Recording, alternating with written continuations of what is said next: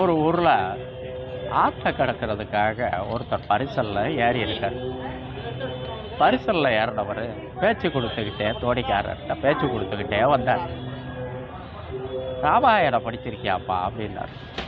இல்லைங்கயான் இருக்கா அந்த தோணிக்காரர். வாழ்க்கையில் 10 வருஷம் வேஸ்ட் ஆகிட்டியாப்பான் இருக்கார்.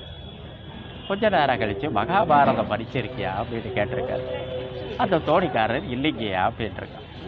வாழ்க்கையில் 20 வருஷம் வேஸ்ட் ஆக்கிட்டியாப்பா அப்படின்னு இருக்கார். அப்புறம் கீதா உபதேசம் படிச்சிருக்கியா அப்படின்னு கேட்டிருக்காரு. அதுக்கும் அந்த தோணிக்காரன் இல்லைங்கயான் இருக்கான். வாழ்க்கையில் கிட்டத்தட்ட 30 வருஷம் வேஸ்ட் ஆக்கிட்டியப்பா அப்படின்னு இருக்காரு அந்த பெரியவர். கொஞ்ச நேரம் கழிச்சு பைபிள் படிச்சிருக்கியா, குரான் படிச்சிருக்கியா அப்படின்னு கேட்க கேட்க அந்த தோணிக்காரரும் இல்லைங்கயான்னு சொல்லிக்கிட்டே இருக்கும்போது படகுல ஓட்ட விழுந்துருச்சு. இப்போ அந்த தோணிக்காரன் திருப்பி அடித்தான்.